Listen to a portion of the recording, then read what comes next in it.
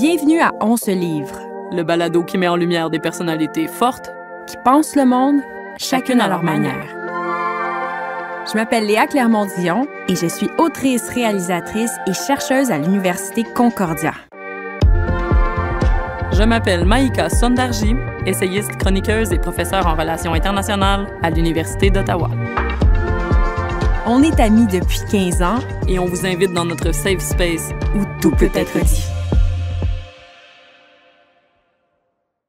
Bonjour, bienvenue à On se livre. Docteur Joanne Liu, je suis tellement honorée, contente de te recevoir parmi nous à On se livre. On a des grosses pointures à On se livre. Ben écoute, une légende. Ah non, c'est vrai, t'es quand même un...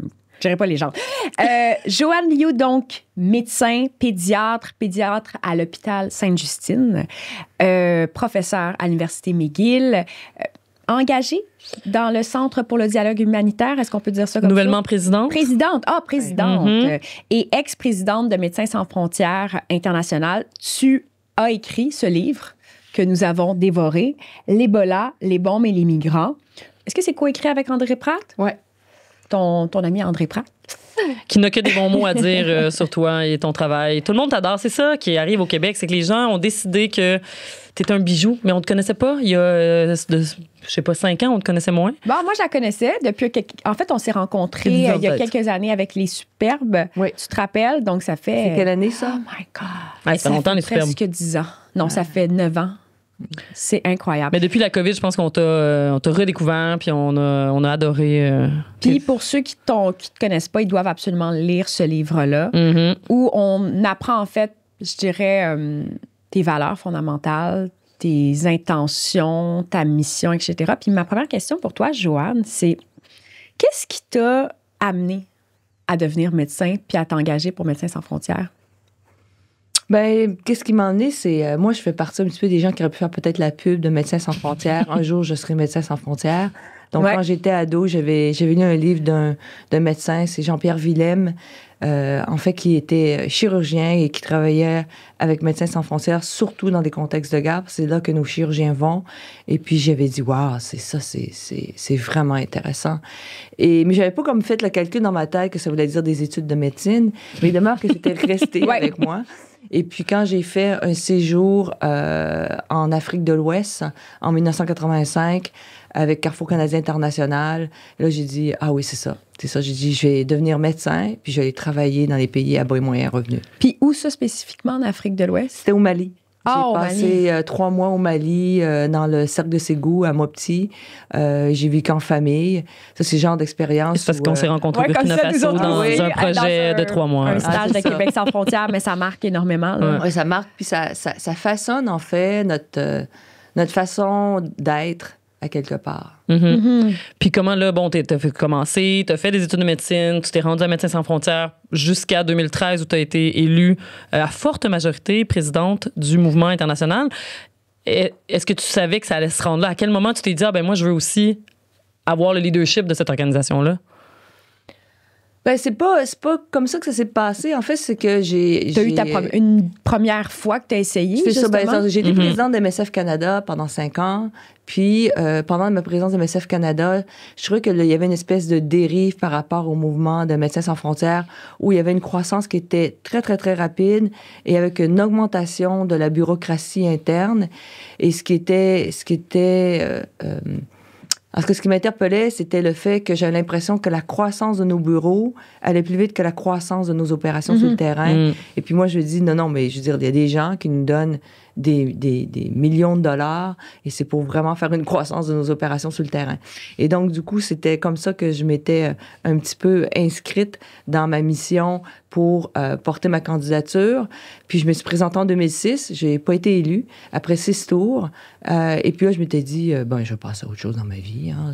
Puis ça t'a affecté, hein? Ça a affecté. Ben, tu sais, je veux dire, c'est comme n'importe quoi d'autre. C'est que il y a des défaites ou il y a des échecs qu'on a qui sont en privé, mais là, c'était extrêmement public. Moi, j'ai gagné un très, très grand respect après ça pour les politiciens qui se présentent puis qui gagnent pas, là. Parce que là, tu sais, faut que tu ailles faire... tu sais, faut faut que tu sois capable de dire, ben, c'est pas arrivé. Et puis, j'ai fait une maîtrise à McGill en leadership. Et puis, je me rappelle, il y avait une de mes tuteurs qui est devenue un très, très grand ami, un ex-directeur de l'OMS qui m'a dit, ben là, mais t'es prête? Représente? Mais c'est sûr qu'au début, tu dis, oh. J'ai fait comme, non. Puis là, il m'a dit, non, mais il dit de toute façon, il dit, c'est qui se fait élire la première fois quand il se présente? Il y a plein de gens qui se représentent une fois, 2 fois, 3 fois. Puis j'ai fait, ah bon. Et puis là, je me suis dit, bon, ben si j'y retourne, contrairement à la première fois, et là, je vais mettre le paquet. Puis j'ai fait une campagne qui a duré quasiment 18 mois. Et puis ta philosophie, vraiment, c'était plus d'investir, c'est ça, dans les pays plutôt que de, comment je dirais, dans développer d'autres États. Tu sais, c'est ça que tu disais, non? Mais moi, c'était que je voulais que vraiment qu'on augmente en volume, en quantité et en qualité ce qu'on faisait sur le terrain. Et je voulais pas qu'on ouvre plus de bureaux d'un pays riche pour faire de la levée de fonds, puis faire de la communication et du recrutement de personnes. Donc, c'était vraiment ça c'était vraiment de mettre en avant nos patients, leurs droits et leur donner les meilleurs soins possibles dans les circonstances les plus difficiles. Puis justement, je trouve que dans ton livre, tu racontes bien, en fait, ce qu'est Médecins sans frontières, la philosophie de chaque vicomte. Tu sais, moi, j'avais pas nécessairement compris que c'était ça. Du moins, je le savais pas, en fait, tout simplement. L'impartialité dans vous sauver tout le monde. Il y a vraiment, je trouve que les gens font pas la différence entre la Croix-Rouge. Je trouve que le MSF, qu'à MSF, il y a une vision de politique qui a été peut-être difficile à gérer. Comment est-ce que ton passage... Oui, est-ce qu'on l'a bien compris? Est-ce que c'est ça, Médecins sans frontières, chaque vicomte, c'est ça la mission spécifique de... Ben non, en partie, mais la mission spécifique, c'est que je pense qu'il faut se rappeler que le Comité de la Croix-Rouge internationale, c'est vraiment les garants du droit international humanitaire. Médecins sans frontières, ça s'est développé en 1971, suite, peut-être que vous êtes un petit peu trop jeune, mais c'est la guerre du Biafra, où il y avait eu une famine énorme, et où les médecins qui avaient travaillé, œuvré auprès de la Croix-Rouge, se sont dit, mais attendez, là, il n'y a pas juste la famine, là, il y a toute un dispositif politique qui affame aussi les populations. Et donc, ils ont voulu revenir et en témoigner, et à ce moment-là, en tout cas, ça ne faisait pas. Ils ont dit, on va créer une organisation qui va emporter des soins d'urgence en temps de crise, mais qui vont aussi se permettre de témoigner des situations. Et donc, c'est comme ça qu'a été créé Médecins sans frontières. Et Médecins sans frontières, c'est 12 fondateurs. On se rappelle seulement de Bernard Kouchner, mais c'est 12 fondateurs. Puis la moitié avait un profil journalistique. Ah oui? Et donc, je savais pas. Et donc, c'est ça qui fait que Médecins sans frontières, oui, on fait un geste, et on fait un geste compétent, médical, on apporte des secours de soins en temps de crise, mais on se permet de témoigner, d'en parler, et si des fois, si besoin nécessaire, on va peut-être dénoncer certaines situations. C'est ça que je trouve l'apport sur le droit international, sur la communauté internationale, sur certaines problématiques dont on ne parle pas suffisamment. Là, pour parler un petit peu de trucs similaires dans Le Devoir, parfois, c'est pas souvent, il y a personne qui écrit sur les différentes choses dont tu parles dans ton livre, des choses qui aujourd'hui les gens, c'est des sujets qui font peut-être parler un petit peu, mais après on en parle moins. Donc pourquoi toi t'as choisi, c'est quoi pour toi l'importance de parler des crises qui sont moins discutées, celles dont tu parles dans ton livre, mais aussi en général publiquement? C'est pas vraiment complètement à dessein. Moi, juste pour dire, l'Ebola, les bombes et les migrants, c'est un livre que j'ai écrit parce que quand j'ai fini mes 2 mandats comme présidente internationale, les gens me demandaient comment tu pourrais résumer tes 2 mandats, puis j'ai 3 mots. L'Ebola, Kunduz et les migrants. Ah oui, parce que et donc, les gens disaient, ça m'a marqué, mais ça a marqué l'organisation. Et pourquoi? Parce que l'Ebola, c'est quand même l'épidémie de fièvre hémorragique la plus grande en volume de toute l'histoire. Et c'est une maladie qui tue à 50 à 70%. Et à ce moment-là, il faut se rappeler, en 2014, on n'avait ni vaccin, ni traitement spécifique. Et donc, qu'est-ce qui était extraordinaire, c'est que ça l'a mis un peu la table sur, oh mon Dieu, qu'est-ce qu'on fait quand on a une crise surdimensionnée d'une menace biologique. Et on n'était pas prêt. Et la Terre n'était pas prête. Non, et c'est à ce moment-là qu'on a fait ce qu'on appelle la feuille de route pour la recherche et développement, où qu'on a dit, il y a des trucs extraordinaires qui ont été faits, puis ça l'a impacté la COVID-19, c'est qu'on a dit, quand ça va arriver la prochaine fois, il faut absolument mettre en commun ce qu'on a. Il faut absolument avoir un bien commun. Les vaccins, les traitements, les diagnostics. Tu parles beaucoup d'humanité commune dans ton livre. C'était l'ambition. Cela dit, on a bien vu avec la COVID-19 que ça ne s'est pas acté comme ça.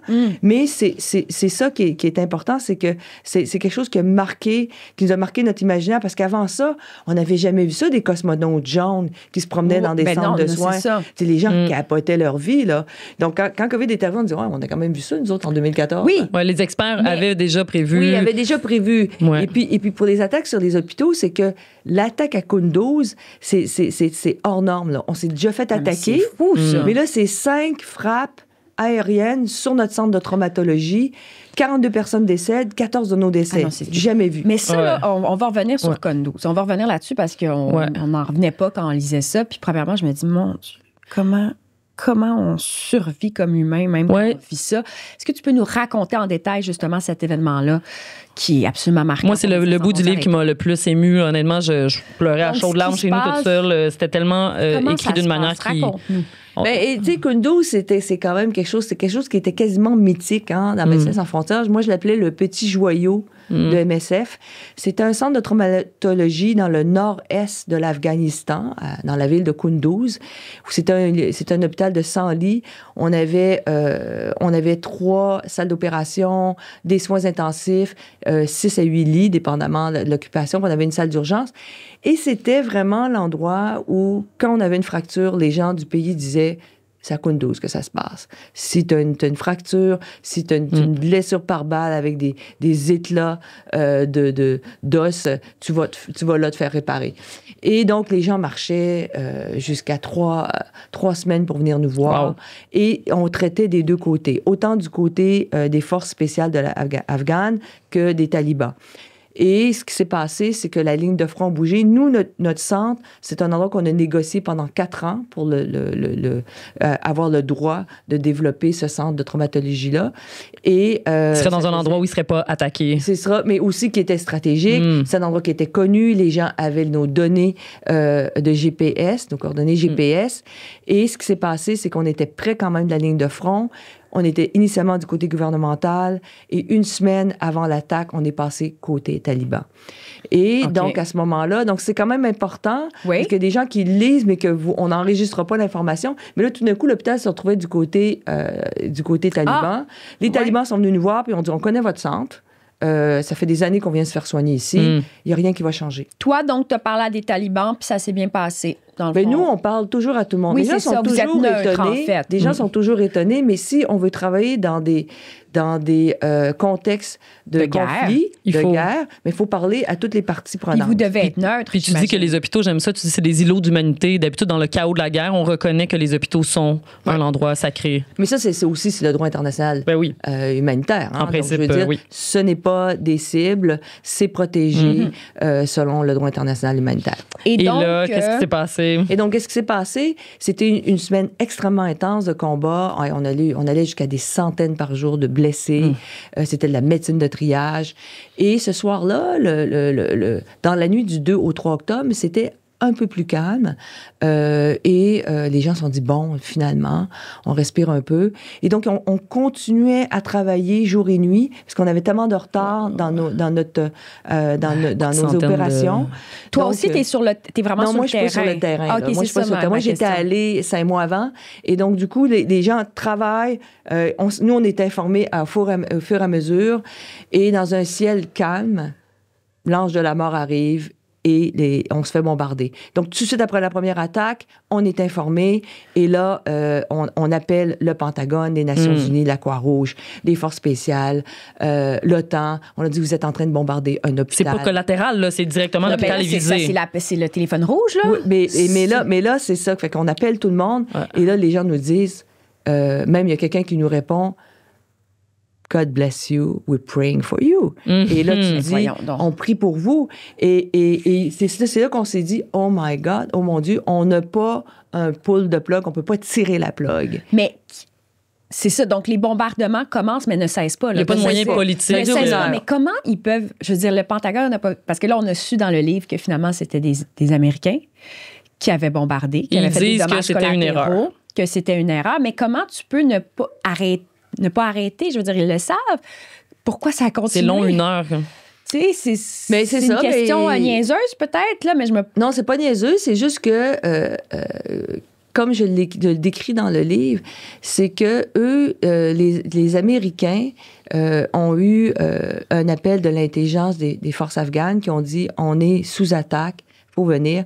Et quand on est sous attaque, tous les algorithmes de préparation pour partir sont un peu différents. Et notamment, tu n'as pas ce qu'on appelle de no target list. Ils sont partis sans cette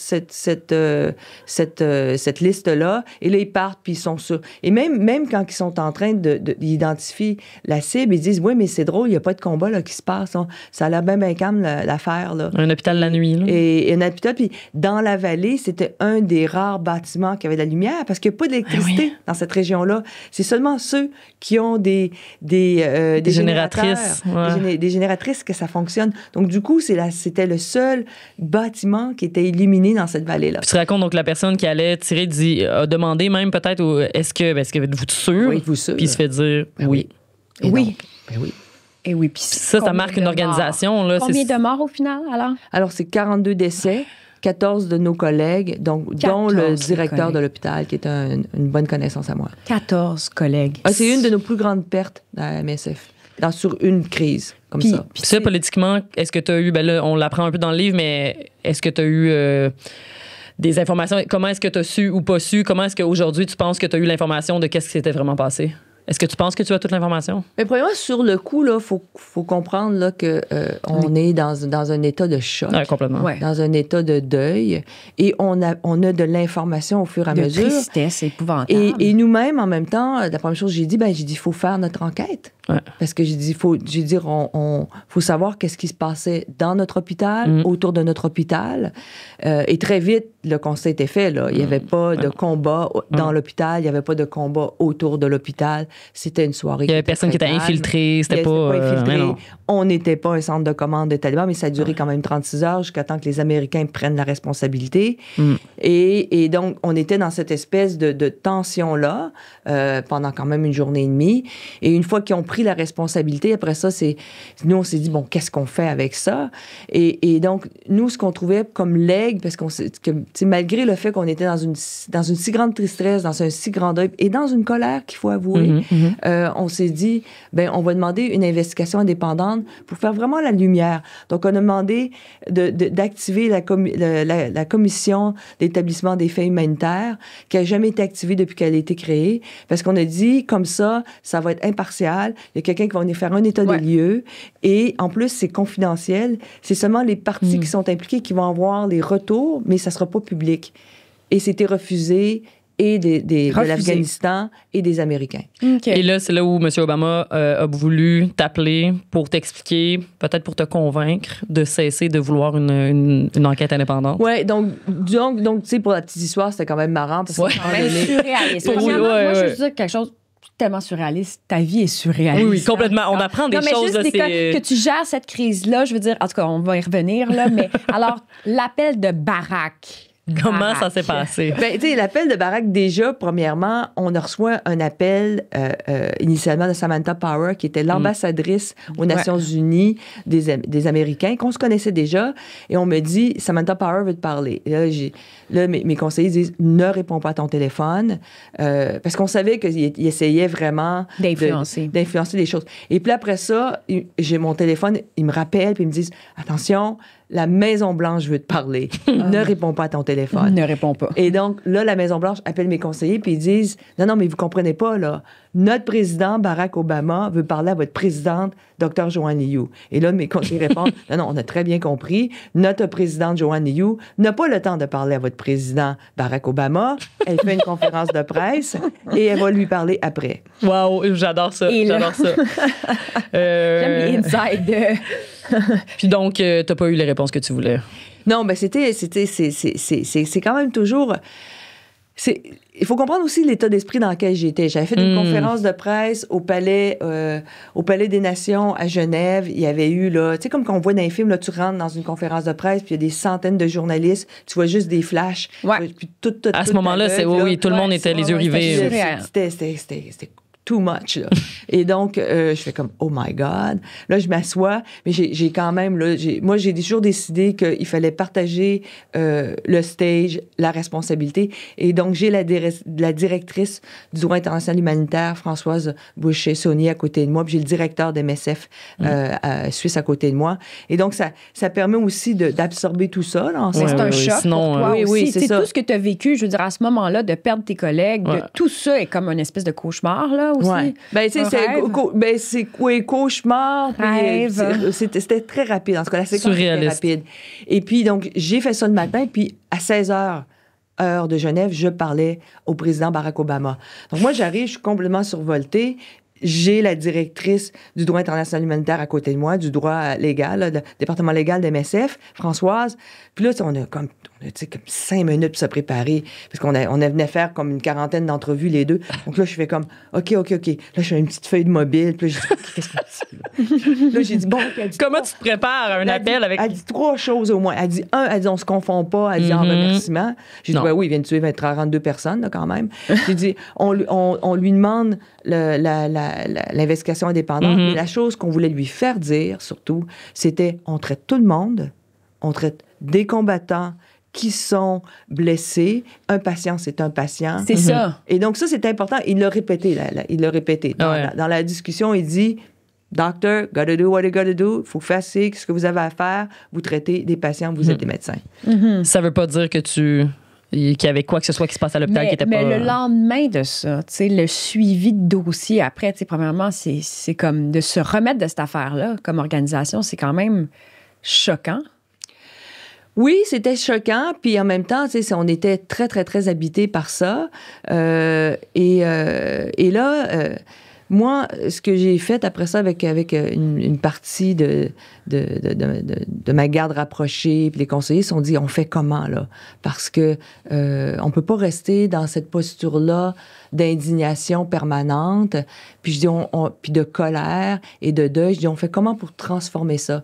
Et c'est là qu'est venue l'idée de toujours insister pour l'investigation indépendante, en sachant qu'on n'était pas pour l'avoir, on n'était pas mal sûr. Et c'est là qu'est venue l'idée, c'est en faisant une visite, en fait, en début janvier 2016, que je suis allée aux Nations Unies faire une tournée diplomatique, et en rencontrant les pays élus sur le Conseil de sécurité des Nations Unies qui m'ont dit, mais pourquoi on ne passe pas une résolution pour comme réaffirmer les règles de guerre. Et donc, on est parti là-dessus. Et c'est comme ça qu'on a passé la résolution 2286 sur la protection. T'es dans l'action, dans le fond. Mais ça, c'est un changement majeur en droit international. Jusqu'à ce jour, ça influence vraiment beaucoup la pratique. Puis est-ce que tu penses qu'on vit dans un monde plus pacifique aujourd'hui? Oubliant, mettons, pas ton rôle en particulier là-dedans, mais est-ce qu'on apprend de nos erreurs? Ça serait une grosse question. Ça serait. Moi, j'aimerais tellement ça qu'on apprenne nos erreurs. Mais quand on regarde qu'est-ce qui se passait avec la COVID, moi, je pense qu'on a vraiment des difficultés d'apprentissage collectif. Hein? Complètement. Oui. Puis on a aussi une espèce de précipitation à l'amnésie collective pour plein de crises. Quand ça nous marque trop, on préfère oublier que de vraiment dire on va faire nos classes, on va faire nos devoirs, puis on va apprendre. On n'est pas capable de faire ça. Donc, Souvent, je trouve qu'on n'est pas capable. Oui, parce que c'est trop politique. Comment tu fais pour ne pas tomber dans un cynisme quand tu vois l'histoire se répéter, la violence se répéter, les erreurs se répéter? Parce que tu as quand même une dose d'optimisme à la fin. Tu dis, je crois en la diplomatie, je crois qu'il faut essayer de le rendre plus pacifique, ce monde-là. Comment tu fais? Mais moi, je sombre pas dans le cynisme parce que je me dis que c'est une posture d'enfant gâté, le cynisme. Je trouve que c'est très facile quand nous, on fait partie d'un pays de G7, qu'on mange 3 repas par jour, qu'on n'a pas la peur de se faire violer en allant travailler, on dort sur nos 2 oreilles, il n'y a pas de bombes qui vont nous tomber sur la tête. Je trouve que tomber sur le cynisme, je pense que nous, là, notre meilleure privilège. Notre meilleure posture quand tu es dans un pays aussi nanti que le nôtre, là, c'est d'être solidaire, d'être allié par rapport aux gens qui vivent des horreurs comme dans d'autres pays. On pourrait parler de la bande de Gaza, on pourrait parler de l'Ukraine, on pourrait parler de la Somalie, on pourrait parler de l'Éthiopie, on pourrait parler de la République démocratique du Congo. Je veux dire, la liste, elle est très, très longue. Et donc, moi, je me refuse de sombrer dans le cynisme. Mais c'est ça que j'aime, c'est un concept qui m'intéresse beaucoup, l'humanité commune. Comment est-ce qu'on hiérarchise les êtres humains aujourd'hui dans les conflits? Qui on va sauver? Quels migrants on va sauver? Quels migrants, ça nous dérange pas de pas sauver? Tu sais, le fait qu'il y a des vies qui comptent. On a reçu Françoise Vergès il y a pas longtemps au podcast, puis elle a dit beaucoup, il y a des vies qui comptent, puis il y a des vies qui comptent moins. Puis est-ce que, par rapport à Gaza, par exemple, est-ce que tu trouves qu'on... Ben là, c'est quasiment une question rhétorique, là. Est-ce que tu trouves qu'on en fait assez? Mais justement, ça t'amène pas un peu de cynisme de voir que ça fait 1 an que ça se passe, puis...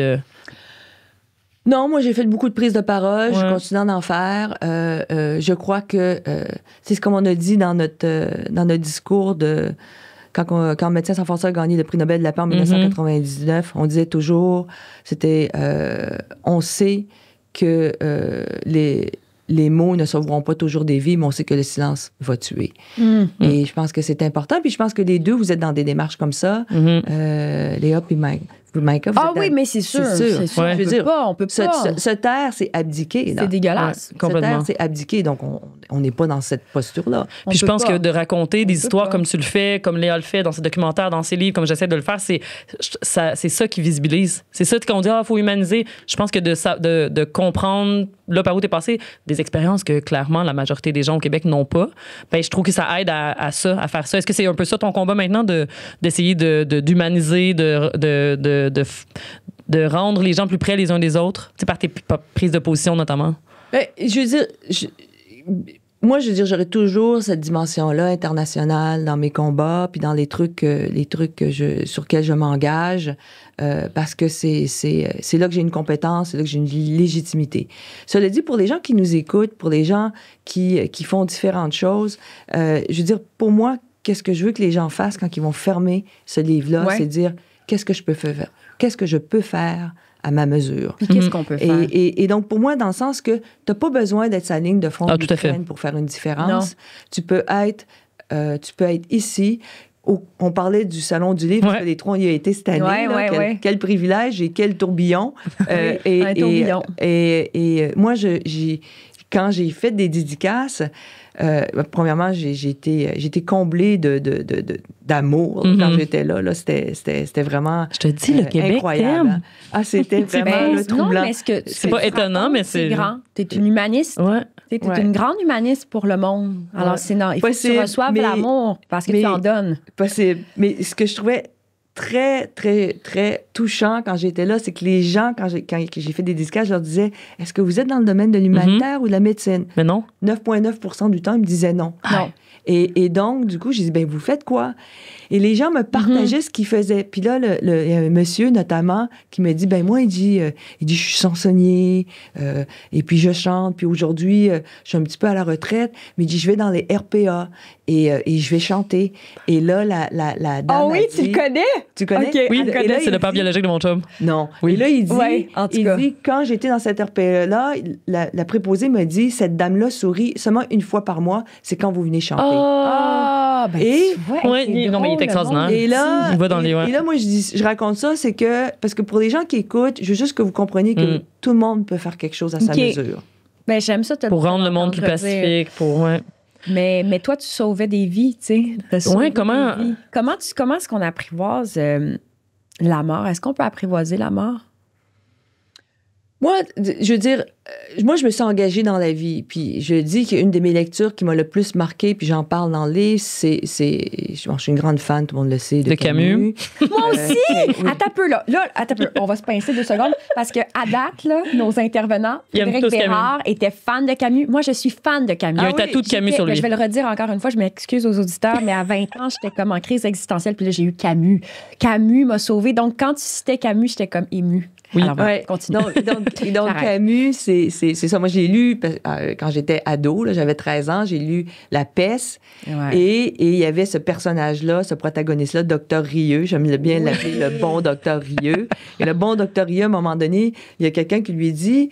Mais comment vous faites pour continuer? Vos patients meurent, vous n'avez rien à leur offrir, il n'y a pas de médicaments comme tel. Puis il dit, en plus, vous n'êtes même pas croyant. Et donc, il répond, je ne me suis jamais habitué à la mort, je n'en sais pas plus. Et moi, quand j'avais lu ça, j'ai fait, Aïe, aïe. aïe, aïe, oui, aïe, aïe. Et là, je me suis dit, moi, jamais je vais banaliser la mort. Ça, c'est l'engagement que je me suis fait envers moi-même. Et probablement, peut-être à cause que je me suis fait cet engagement-là, je me suis engagée dans la vie et donc je suis devenue médecin. Mais oui, mais là, médecin dans les contextes, c'est assez extraordinaire. Il y a ça aussi. Mais les enfants aussi, quand même. Ouais. Les enfants, c'est l'espoir. Pourquoi les enfants initialement? Il y a en partie parce que quand j'ai fait mon séjour au Mali avec Carrefour Canadien International en 1985, j'avais vu beaucoup d'enfants. Puis là-bas, c'était plus que 50% de la population, c'est des enfants. Puis ils étaient vraiment aussi dans des situations difficiles. Puis je me suis dit, je vais revenir ici, puis je vais soigner des enfants. Et quand j'ai fait mes stages cliniques, honnêtement, là, me faire réveiller par un adulte qui ronchonne, oui, mais me faire réveiller par un petit enfant qui fait de l'as, qui fait... Ouais. Oh, le petit coco! Oui, j'ai dit ça n'importe quand. Oui, c'est Ouais, ça. n'importe C'est ça, quand. même comme parent, quand on se fait réveiller, tu regardes ton enfant. Quand je vais à Sainte-Justine, j'avoue, là, j'aime c'est pas. sûr. Ça me faire des enfants malades, j'ai vraiment de la misère. Oui, mais les enfants, je dis toujours que c'est comme le meilleur patient. Ouais. Un enfant, quand ça va bien, ça mange puis ça joue. Un enfant, quand ça va pas bien, ça s'arrête de faire ça. Il n'y a pas de game. Puis même si des fois, on a l'impression que oui, ça se précipite quand ça va mal, mais ils ont une capacité de rebondissement extraordinaire. On a des enfants qui ont eu des quasi-noyades, puis le lendemain, tu joues aux échecs avec eux autres. Là. C'est extraordinaire. Wow. Fait que cette résilience-là, cette plasticité-là du corps de l'enfant puis du cerveau de l'enfant, c'est extraordinaire. Puis c'est pour ça que je dis toujours, des enfants, c'est un petit peu comme de la pâte à modeler, puis c'est pour ça qu'il faut les protéger. C'est pour ça qu'il faut leur donner notre meilleur. Puis tous les enfants ont un potentiel extraordinaire. Fait que moi, les enfants, c'est toute ma vie. J'en ai pas eu, malheureusement, mais je dis toujours... Mais t'en as eu, c'est ça, c'est ça. Dans un autre sens, j'en ai eu beaucoup. Puis je dis souvent, j'ai des nièces d'adoption qui sont extraordinaires. Oui, est-ce que tu as gardé contact avec certains de tes patients? Tu peux-tu faire ça? Je sais pas, hein, physiquement, on n'a pas le droit de faire ça. On n'a pas le droit. OK, excusez. Mais il y a des patients, tu sais, comme je me rappelle quand moi, j'ai fait une pratique hybride, chose aujourd'hui qu'on pourrait pas faire avec la psychorigidité qu'on a dans notre système de santé. Mais je m'étais dit, j'ai travaillé dans un centre tertiaire à Sainte-Justine avec des collègues extraordinaires qui m'ont toujours permis de garder mon engagement humanitaire. Je vais travailler en région parce que si je suis prête à aller dans la République démocratique du Congo, dans le fin fond creux de l'Afrique, il faut que je sois prête aussi à donner un coup de main dans nos régions. Et j'ai fait mon engagement humanitaire. Donc, c'était cette partie-là, cette pratique-là hybride que j'ai fait. Tout le temps? Tout le temps. Mais comme là, t'es ici, là, t'es à Sainte-Justine, t'es professeur dans 2 endroits. Est-ce que tu veux retourner à un moment donné? Est-ce que t'as l'intention de... Est-ce que t'as un projet ou... Bien, je fais des petites missions maintenant. Donc, ma dernière mission avec Médecins sans frontières, c'est en Ukraine en 2022, où là, on a fait un projet qui était extra, là, dans le sens, dans l'horreur de tout ce qui se passait. Quand on est arrivé là, nous, la bouche en cœur, on a dit, j'avais une équipe, je faisais l'équipe Explo. J'avais un chirurgien, puis un anesthésiste, puis j'ai été cognée dans différents hôpitaux. Je dis, on a une équipe chirurgicale. J'avais combien de chirurgiens ici? Il me regarde, il dit plus d'une centaine. Je dis, bon, je pense que vous n'avez pas besoin de mon chirurgien. J'avais besoin de quoi? Ils ont besoin de lits d'hospitalisation. Il dit, nos lits sont pleins parce que les gens arrivent du front, puis nos soins intensifs sont pleins, notre urgence est pleine. Et donc, j'ai dit, OK, je vous libère des lits. Et ce qu'on a fait, c'est qu'on a pris des patients aigus, malades, on a créé un soins intensifs en train, puis on les a transportés dans les hôpitaux dans l'Ouest. Et on leur a libéré des lits près de la ligne de front. Ça, c'est des décisions, là. Ça se passe vite. Mais c'est fou! C'est cool. C'est ça. C'est un documentaire sur Oui, Joanne. oui. On va suivre Joanne dans ses aventures. Non, mais moi, j'aimerais tellement ça, l'accompagner, mais ça, avec les enfants, des fois, mon Non. Mais là, justement... c'est ça. Fait que l'Ukraine, c'est compliqué. Puis maintenant aussi, je fais des missions pour cette ONG-là, pour laquelle je suis la nouvelle présidente, qui est le Centre du dialogue humanitaire, qui fait de la négociation, médiation de paix. Et donc, l'année dernière, j'étais allée en Thaïlande et à la frontière du Myanmar. Et puis cette année, je suis allée en Irak. Et notamment en Irak, on parlait de la réintégration des sympathisants de l'État islamique dans la communauté civile. Parce que les Irakiens disent, nous, on veut plus l'État islamique, on ne veut plus ça. Donc, si on ne réintègre pas les enfants et les femmes, il va y avoir toujours... Ça va se reproduire. Ça va se radicaliser. Tu as vu le film Rojek sur les prisonniers de l'État islamique? Justement? Non, j'ai pas vu. C'est un excellent film. Si tu veux voir un témoignage direct. Moi, j'ai une question pour toi, Joanne, puis on va en parler en même cadre de notre expérience. En fait, on a un ami à nous qui s'est enlevé la vie, qui s'est suicidé, qui est un travailleur humanitaire. Puis je discutais de ça aussi avec un ami qui est négociateur d'otages pour la Croix-Rouge. Puis la question de la santé mentale, en fait, des travailleurs humanitaires. Comment ça se passe? Comment est-ce qu'on fait pour survivre à tous ces traumas? C'est une vie tellement intense Parce que nous, ça a été un choc quand on a appris ça. Puis je me suis dit, mon Dieu, il y a tellement gardé d'affaires en dedans qu'on ne le savait pas. On ne savait pas qu'il souffrait à ce point-là. Comment est-ce qu'on fait pour garder le cap? C'est une excellente question. Puis je vous dirais qu'aujourd'hui, en tout cas, toutes les organisations, incluant Médecins sans frontières, on est beaucoup plus aux aguets par rapport à ça. Parce que ça arrive. C'est vraiment des situations hors normes dans lesquelles les gens de Médecins sans frontières, mais différentes aussi organisations œuvrent. Et c'est vraiment important qu'il y ait des accompagnements. Et notamment, j'ouvre le livre avec les centres de détention en Libye, où moi, j'ai été extrêmement bouleversée. Et pourtant, j'en ai vu d'autres. Et j'en ai fait des cauchemars. Et là, tu sais, j'ai eu besoin d'aide. Et aujourd'hui, maintenant, dans nos missions sur le terrain, on a des gens en santé mentale pour nos patients, mais aussi pour nos équipes de plus en plus. Le soutien quand tu reviens, il est là. Notamment, je me rappelle quand on était rentré moi, j'étais allée à plusieurs reprises en Haïti, mais notamment juste après le tremblement de terre. Et là, à ce moment-là, ils nous avaient mis en République dominicaine pendant quelques jours pour souffler, pour nous offrir, si on voulait ou pas, un débriefing avec quelqu'un en santé mentale. Mais juste aussi de chiller. Oui, mais c'est ça, mais il faut ça. Parce que sinon... Et donc, aujourd'hui, il y a vraiment plus une plus grande attention. Ça nous a pris du temps, hein? Parce qu'avant, tu sais, c'était un petit peu, tu sais, un peu les cow-boys, les toughs, là, tu y vas. Une fois, j'ai fait une mission en Ouganda pour une épidémie de choléra. J'étais supposée de partir 3 semaines. Je suis restée 6 mois. J'avais perdu 10 kilos. Puis, aux ressources humaines, quand je suis arrivée, on me dit « Non, mais tu trouves pas que t'es un peu fragile? » J'ai dit, mais tu me niaises. Mais c'est pour ça qu'il faut des gens comme toi au leadership de ces organisations-là pour changer la culture. À un moment donné, tu dis, mais non. Puis on le dit, hein, Médecins sans frontières, on n'est pas des martyrs. Donc, à un moment donné, il y a des limites. Exactement. À un moment donné, il y a des situations où on ne peut plus travailler et donc on part. Oui. Mais après, est-ce que, je veux dire, après avoir vécu tout ça, après avoir aidé autant de gens aussi, puis je sais que t'es humble vraiment, puis je trouve ça, merci dans ces entrevues-là de te permettre de nous parler de ton expérience, puis de parler de toi, puis d'avoir écrit le livre. Mais comment est-ce que quand tu vas prendre ta retraite, tu vas faire pousser des fleurs chez vous? Tu sais, tu vas jamais arrêter. Ça se peut pas. C'est impossible. Moi, en fait, ce que je voudrais des fois, c'est arrêter ma vie professionnelle où je gagne ma vie pour pouvoir faire à temps plein ton engagement. Ton engagement, je comprends. C'est mon chum, il dit, non, tu vas prendre ta retraite. Tu me dis, tu vas m'abandonner. Oui, c'est ça. C'est encore avec ton chum que quand on s'est parlé il y a 9 ans. Oui. Est-ce que ton chum trouve ça tough? Parce que moi, mettons, des fois, je trouve que... Parce qu'il fait pas la même chose que toi, là. Tu sais, parce que... Je sais pas, là. Je veux dire, est-ce qu'il est dans ce milieu-là aussi? Non, il n'est pas du tout dans ce milieu-là. Non, mon chum, c'est un... comment je veux dire... je me dis toujours, j'y construirai un monument de patience. Ah oui. C'est ça que je veux savoir. On est à Nantes, là. Nous autres, on est... on veut tout le temps partir. On veut tout le temps partir. On a toujours des projets. Ça hypothèque une grande partie de nos émotions, une grande partie de notre temps.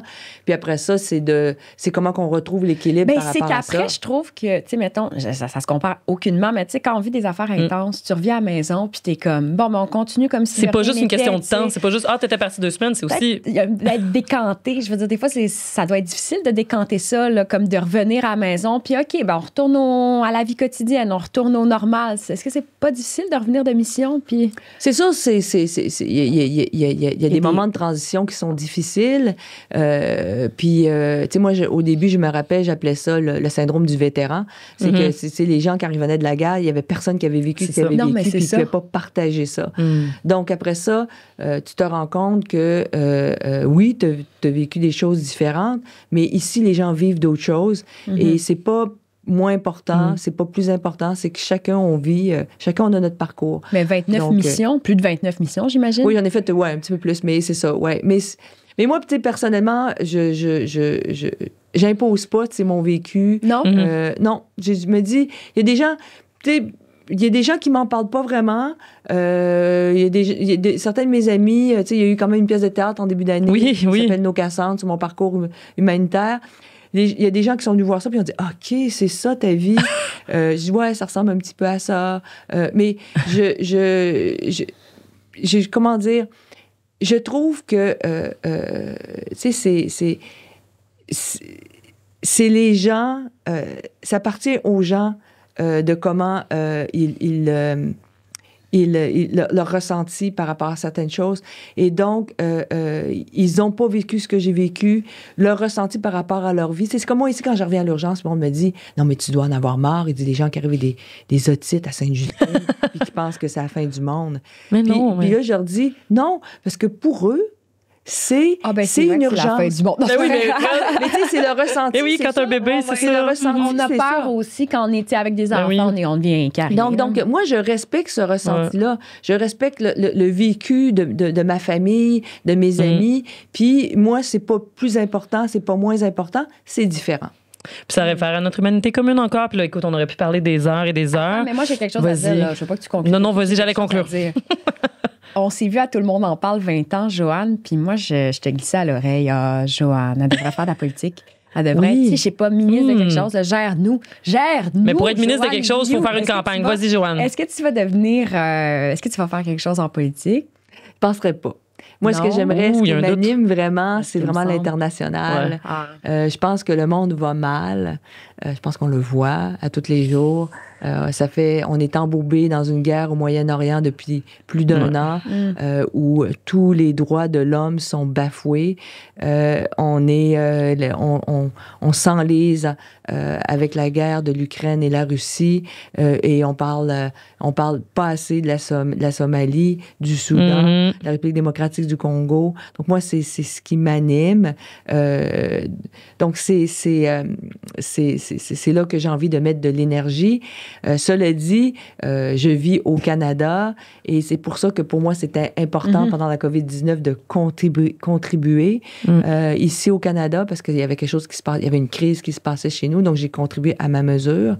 Et donc voilà. Mais parlant des politiciens, est-ce que tu trouves pas justement, je sais pas si c'est un manque d'empathie ou un manque de volonté politique, un manque de courage pour régler ces crises-là à l'international ou pour au moins dans le discours, tu sais, faire quelque chose d'un peu plus Moi, ce que je trouve, tu sais, par rapport, si on parle du Canada, ce que je trouve, c'est que de façon générale, je ne fais pas qu'on fait notre poids en politique pour lequel on aurait la possibilité de.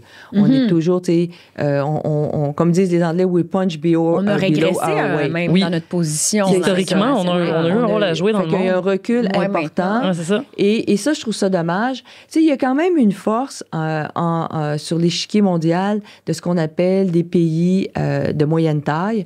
Parce qu'en général, c'est une qualité. Quand tu es autonome, quand tu viens d'une démocratie, tu peux faire pousser certaines causes parce que tu n'es pas menaçant. Parce que tu es un petit pays. Tu n'es pas une super grosse machine économique. Et donc, tu peux avoir ce rôle-là. Comme médiateur. Comme médiateur. Et la Norvège en est un super exemple. Oman en est un super exemple, par exemple, aujourd'hui dans le Moyen-Orient. Le Canada aurait pu se forger, se trouver cette niche-là s'il avait voulu. On ne l'a pas fait. Il y a Brian Mulroney qui nous avait super bien positionné dans le temps par rapport à l'apartheid. On avait été un des premiers pays nantis à soutenir l'anti-apartheid à ce moment-là de façon politique. Donc, c'est ce genre de truc-là que des fois que je trouve qu'on manque le coche au Canada. On manque de vision. On manque de courage politique. De courage politique, d'engagement, de sollicitude envers d'autres pays moins nantis. Et on pourrait faire plus. On réagit même pendant la COVID, à un moment donné, c'est les États-Unis même qui disaient on devrait peut-être lever les brevets pendant un moment pour que les compagnies en Inde ou en Afrique du Sud... Les deux, on a écrit là-dessus. Ben oui, tu sais, puissent produire des vaccins à générique pour qu'on puisse régler la crise. C'est même, quand même, les États-Unis font preuve de plus de solidarité internationale que le Canada. Tu sais, je parle souvent à mes étudiants du mythe canadien. On se perçoit encore comme un acteur médiateur qui est respecté à l'international, puissance moyenne, mais tu sais, très respecté en développement. Mais non, finalement, on n'est plus... quand on regarde les faits, depuis Harper, mais aussi un peu avant, on a perdu cette aura-là on a perdu cette aura-là au niveau de l'entité canadienne, mais il demeure que vous avez tous voyagé, que quand on est Canadien ailleurs, tout le monde nous aime. C'est hallucinant. Moi, je me rappelle, en Ukraine, j'étais dans la voiture, on est dans le Donbass faire des soins. Et là, je passe un checkpoint, un point de contrôle, et les gens m'arrêtent. Et là, mon chauffeur dit « Canada! Canada! » Il fait « Passe. » Et c'est ça, le Canada. C'est ça. Et c'est ça qui est dommage, le fait qu'on ne capitalise pas là-dessus. C'est ça, exactement. C'est comme si, comme tu disais au début de ton livre, là, tu parles de on réagit quand il y a la menace. T'sais, on n'est pas en prévention, on réagit. On n'a pas un rôle de leader. Alors, mais moi, avant de conclure, j'aimerais quand même dire, parce que la troisième volet de mon livre, on les migrants. Oui, c'est vrai. Les migrants, il faut quand même dire puis quelque les migrants, chose. je sais pas, vas-y. Ben non, vas-y, mais moi, j'ai tellement de choses à dire là-dessus, parce que je trouve que les débats sur l'immigration, je pense que tu le dis, c'est les débats sur l'immigration aujourd'hui est tellement malsain et tellement mené de manière malsaine qui ne soutient pas du tout notre humanité commune. Donc, par rapport au débat, qu'est-ce que tu en penses? Comment tu réagis quand tu lis comment on parle des migrants aujourd'hui? Je pense qu'il y a une question, il y a deux questions. Il y a une question de forme puis une question de fond. Ouais. Donc, déjà là, sur la question de forme, là, on n'a pas d'excuse. Ah non.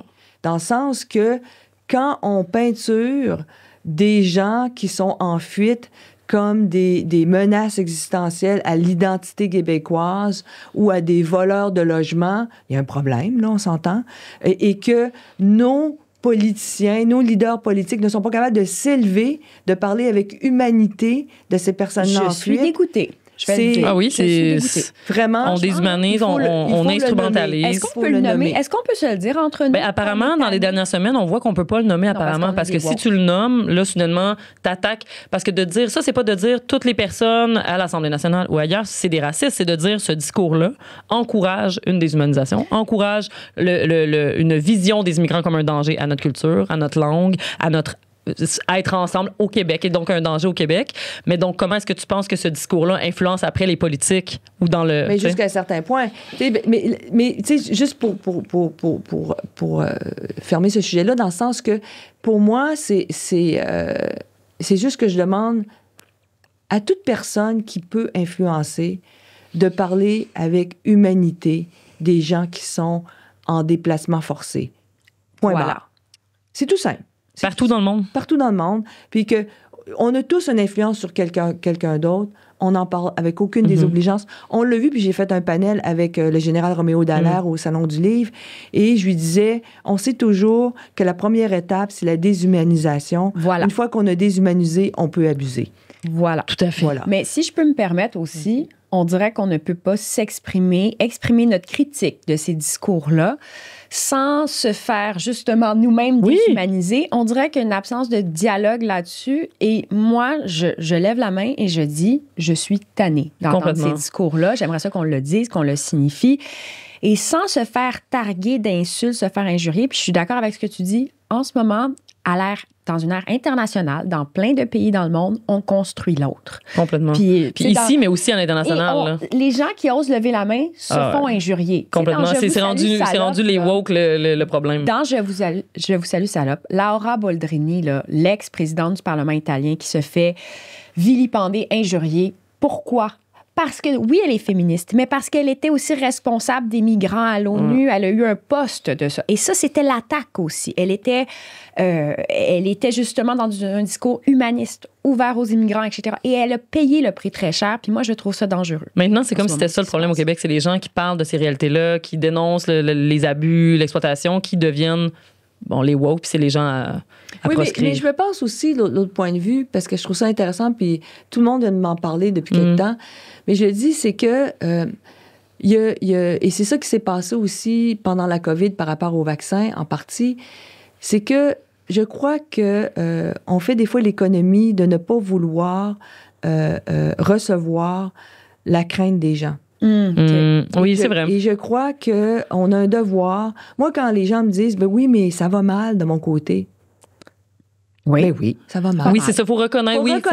Faut reconnaître qu'ici, il y a des gens qui sont dans des circonstances d'adversité, dans des circonstances... Si on regarde nos banques alimentaires, ça l'a augmenté, ça augmente à chaque année, je pense que c'est 25 ou 30 des gens qui travaillent, qui vont dans des banques alimentaires. C'est à une crise en ce moment. Oui, c'est un enfant sur 5 va à l'école le ventre creux. Ouais. Donc, je veux dire, on ne peut pas faire semblant qu'il n'y a pas des problèmes ici. Donc, c'est toujours très difficile, puis ça, c'est une vérité de base, là. C'est très difficile de penser à l'autre quand toi-même, tu es en état de survie. Oui, puis c'est dans ces moments-là, d'ailleurs, qu'on construit l'autre, en temps d'insécurité économique. Mais il faut détourner le discours puis essayer de ne pas faire d'un groupe de personnes les responsables de... Non, mais tu sais, l'histoire des boucs émissaires, ça se voit depuis le début des temps. C'est ça. Fait que, mais moi, je pense que c'est important de recevoir la crainte des gens. Oui, t'as une peur. Oui, tu trouves ça bizarre, tu sais, peut-être de devenir tout d'un coup la minorité visible dans ta cour d'école. J'ai dit, ben, welcome to my world. Oui, c'est ça. J'ai dit, bienvenue dans mon monde. J'ai dit, moi, j'ai dit à Charlebourg, puis à Limoilou, quand j'étais tout petite, j'étais la seule. Fait que ça veut pas dire que je suis pas contente que tu le vives pas bien. Je comprends que tu le vives pas bien. Je reçois ça de toi. Et à partir de ça, on fait comment? Mais le fait de nier ce que les gens vivent, c'est là que les gens se braquent. C'est comme quand les gens ont dit... C'est bizarre, hein, des vaccins développés si rapidement. Moi, j'ai une crainte. C'est normal d'avoir eu des doutes. Il faut recevoir, dire, mais moi, je comprends ça. Ben oui, mais on va en parler. Oui. Aujourd'hui, on n'en parle pas. Et on fait l'économie du dialogue. On veut pas. Et on les traite de tous les noms aussi. S'écouter, puis chacun se braque, puis chacun traite l'autre de toutes sortes de choses. Je pense que c'est pour ça que les démocrates ont perdu probablement aux États-Unis. Ils n'ont pas du tout légitimé les craintes légitimes. Les gens très près de moi, là, comme que j'ai rencontré, que j'avais confiance, étaient comme, ils faisaient pas confiance au vaccin, mais je suis pas là pour rire de la personne. Non. Je veux dire, je vais pas commencer à dénigrer l'autre. Je suis en désaccord. Mais surtout des communautés où... On peut essayer. Tu sais, je trouve que plus on stigmatise l'autre, plus c'est ça, les fossés se font. Mais par contre, c'est important de dire, non, ce type de discours-là, il me semble inacceptable. Je veux dire, on le peut fait d'instrumentaliser aussi. Je pense que c'est important. Mais non, mais sur les vaccins, oui, c'est ça. Après ça, il faut mettre des balises. C'est comme aujourd'hui, les gens qui arrivent, on sait qu'on est dans une certaine crise ici. On sait que accueillir des gens, c'est quand même une responsabilité. Il faut le faire comme il faut. Il faut le faire avec humanité. Puis moi, je le dis toujours, je veux dire, c'est pas bar ouvert, là. Je veux dire, il faut qu'il y ait des règles. Tout à fait. Et c'est la raison pourquoi moi, j'ai soutenu en 2018 le Compact mondial sur la migration, où on disait qu'il fallait que ça soit ordonné, sécuritaire et prédictible à quelque part, régulier. Donc, c'était justement pour éviter ce qui se passe aujourd'hui. Et les gens ont fait l'économie de ne pas écouter ça. Pourtant, c'était simple. Ben oui, parce que ça ne veut pas dire, quand tu dis qu'il faut être ouvert aux immigrants ou ne pas les déshumaniser, ça ne veut pas dire open borders. Ça veut pas dire on ouvre les valves puis on laisse tout le monde entrer. Pas du tout. On a un système au Québec, on est fiers de notre système de redistribution, de notre société, de qu'est-ce qu'on a fondé ensemble. Mais évidemment, ça veut pas dire que quand il y a des gens qui arrivent, ça empêche ça, mais il faut le faire d'une manière qui va peut-être faire moins peur aux gens ou en tout cas faire beaucoup d'éducation là-dessus parce que... On a du travail. En tout cas, mais gère-nous, Joanne. Bon, oui, on aimerait ça que tu le gères. Mais écoute, je vais terminer avec quelques mots de ton livre parce que c'est rendu oui, c'est ma tradition. C'est ma tradition. OK. C'est sa tradition. Quand tu parles d'humanité commune, puis tu dis ce qui nous lie comme être humain, par-delà nos racines, nos expériences et nos vécus propres, c'est notre humanité. Donc, merci de promouvoir cette humanité, Joanne Liu, et merci par ton travail, par tes écrits. Merci d'être venu au podcast. Merci beaucoup. Merci.